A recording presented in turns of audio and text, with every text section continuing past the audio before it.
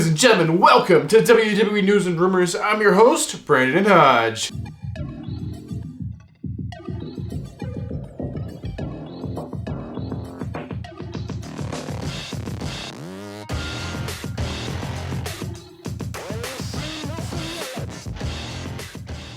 So this episode is brought to you by SeatGeek. So if you guys are looking for tickets for any event in the entire world, go over to SeatGeek, use my last name at checkout, code Hodge, and actually get $20 off your tickets. Now this is for first time orders only, so if you guys have used SeatGeek before, just make a new account. You can still use my code Hodge, and get $20 off any ticket for any event in the entire world. Alright, so the first news story of the day. The first news story of the day is going to be about Monday Night Raw. So Monday Night Raw has been on the air for a very, very long time, almost 30 years. In January, it will actually be 30 years. And they're doing the 30th anniversary of Raw, of course, just like they did for the 25th anniversary. So the question remains, what are they doing for this episode of Raw? Are they going to do something special? Because 5 years ago, they did a very special episode of Monday Night Raw. It took place from the Barclays Center and the Barclays Center and the Manhattan Center all at the same time, right? The Manhattan Center, that's the name of it. The first ever arena that WWE really did shows in. The first episode of Raw was filmed in the Manhattan Center. So what was the plan for the 30th anniversary? Apparently, the plan before Triple H took over was to do the 30th anniversary of Raw inside the Manhattan Center, the first ever venue where Raw was. And apparently that may still be the plan. It's not really solid right now. We don't really know yet, but apparently the 30th anniversary of Raw is going to be a very, very big deal to me in January. Of course, the Day 1 show has been canceled, so maybe this will be taking the place for the big show in January, other than the Rumble, of course. So we'll just have to wait and see, but the 30th anniversary of Raw is coming up here only a few months away. Alright, ladies and gentlemen, the next news story is going to be about Goldberg. So Goldberg recently did a podcast. Of all people, it was on Rowan Atwood's podcast, and he actually was talking about his contract. He basically said his current WWE deal, his current WWE contract only has 2 months left on it. 2 months left on Goldberg's contract. So I would imagine WWE are going to realize this and they're going to want to re-sign him to some type of contract. There's no upcoming matches really set in stone for Goldberg. There was some small rumors going around about him being at, of course, the upcoming Crown Jewel show. But those talks have dissipated and nothing went from that. So 2 months from now, this is October, so we're thinking sometime in December, his WWE contract will be expiring. So I'm sure they're going to re-sign him to something. I'm sure he'll be at the Rumble or WrestleMania or something. I just feel like Goldberg's going to keep wrestling for at least for next year. I feel like after next year it might be it, or maybe he'll do for a few more years. I don't know. But basically, Goldberg said, his WWE contract, it's only got 2 months left on it. Alright, ladies and gentlemen, so that's actually the only confirmed news stories to talk to you guys about today. So it is now time, ladies and gentlemen, go and get your juice boxes out, get your juice boxes ready, because ladies and gentlemen, it is now time to talk about some juicy rumors. So the first rumor of the day, we'll be talking more about the 2023 pay-per-view list on the last news episode, rumor episode, whatever we call this show, the news rumor show, I guess.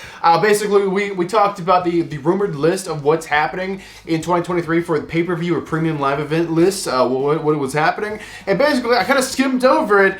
And we didn't really go into much depth on it, but basically there is a pay-per-view or premium live event, whichever term you prefer, happening over in the UK again next year. At least the rumors are saying so. But basically what they decided after the success of Clash of the Castle, they've decided to actually do one country a year overseas pay-per-view. Now this of course excludes the Saudi Arabia show. Normally Saudi Arabia usually gets 1 or 2 shows, but as for Europe, I think we're looking more at Europe or maybe somewhere else. I mean, of course they could do Australia again or something like that, which would be phenomenal. I mean, this is supposed to be world wrestling entertainment, right? Not just United States wrestling entertainment. So basically, yeah, overseas, it looks like they're going to be doing the UK again next year, somewhere in the UK. And I would imagine that's going to be the thing going forward, but who knows? Sometime soon you may have one in a far away country you won't see coming. But yeah, WWE, they want to at least do at least one overseas pay-per-view a year. Alright, the next rumor is about our tribal chief and our head of the table, our undisputed universal champion. This is about Roman Reigns. So Roman Reigns, this is about his schedule. So of course he is working the next pay-per-view. He's working Crown Jewel. He's wrestling Logan Paul of all people, which is just still, it doesn't feel real. It's not gonna feel real until they're in the ring, wrestling each other. It's when the hell has even happened in the past few years? We have a YouTuber doing this? What? this is like unbelievable. This is like some kind of weird, crazy dream, and it's actually reality. It's just very crazy. But basically, that match is happening in Saudi Arabia. But what is happening after that? What's Roman's schedule going forward? Well, apparently, Roman will be working Survivor Series, it would appear. He is advertised currently for all shows leading up to Survivor Series. So it does look like our tribal chief will be wrestling that show, probably his last show of the year.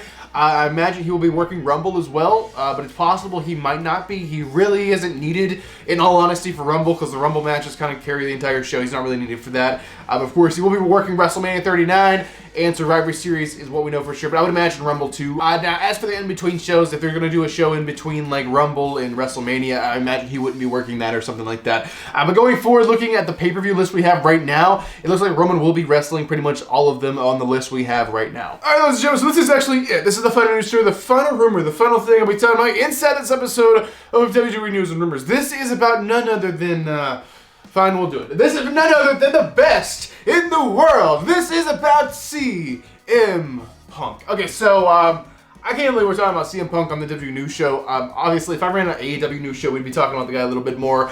But basically, there's a lot going on backstage with his current employer, AEW. There's a lot of heavy rumors going around right now saying they're releasing CM Punk out of his contract. They're buying him out of his contract. They're doing all this other stuff. I don't know how that all like behind-the-scenes legal lawyer stuff works. But basically, there's some rumors going right now about CM Punk coming back to the WWE, which sounds crazy and undoable because Triple H absolutely hates this guy. He dislikes this guy in real life. He thinks he's impossible to work with, a nightmare, makes the backstage WWE toxic or whatever, and these are like Triple H's opinions or whatever. And I don't know the situation, but the situation is he's having issues backstage at AEW, so maybe it's not that. And this is not me hating on CM Punk, because I love CM Punk. I think he is one of the best wrestlers to ever step into a wrestling ring. I love the guy. When I met him, he was very kind to me. So I have nothing but great things to say about CM Punk, and I hope everything works out backstage with whatever's going on. But as of right now, it looks like AEW will be releasing CM Punk if these rumors are true, and CM Punk will be a free agent. But there is going to be a non-compete thing I heard added to the contract of the release. I don't know how long that could be. It might be for the entirety of his contract duration, which was like years. I don't know, but basically there are a little bit of ramblings going around about CM Punk, WWE kind of talk. There's a few people backstage that do like him, like Adam Pearce and Paul Heyman. He does have some friends there, but really not the guy that's running the show, making all the creative decisions. I don't know about this whole Stephanie thing. Stephanie's married to Triple H, and then we got the whole Nick Khan. I don't know. I don't know if CM Punk would even go to WWE, and WWE would want CM Punk. Either they might be able to put some differences behind them and do some business. So I don't know. We'll just have to wait and see. But nonetheless, my opinion on this, CM Punk in the WWE, there would have to be a lot that would have to go right for this to even work. A lot of people would have to put differences behind them, and it would be a lot for it to work. But it's kind of a different feel. Like, CM Punk in AEW was like the mentor guy. He was like the guy that was like the main dude. It was so crazy. It was like a totally different, flipped 180 degrees compared when he was in WWE before, when he was just the underdog guy. No one wanted him to succeed, and was just like the guy who was just doing what had to be done, and the Vince McMahon stuff. And it was just like a great thing. It's totally different now. And what would it be like with him in WWE? I don't know. It's really weird because he can't really be the main mentor guy at WWE. At the same time, he can't really be the underdog either. So it's kind of a weird situation. But it would be a cool moment if he did pop up in the WWE, but for it to happen is extremely, and I mean extremely, unlikely. But who knows, guys? Anything can happen in the world of wrestling, and we will just have to wait and see. So there you guys have it. That's actually going to do it for this episode of WWE News and Rumors. Hope you guys enjoyed it. Let me know your thoughts on all these news stories and rumors in the comment section down below. But ladies and gentlemen, I am your king of Vlogstyle, Brandon Hodge, and I will see you guys in the next video.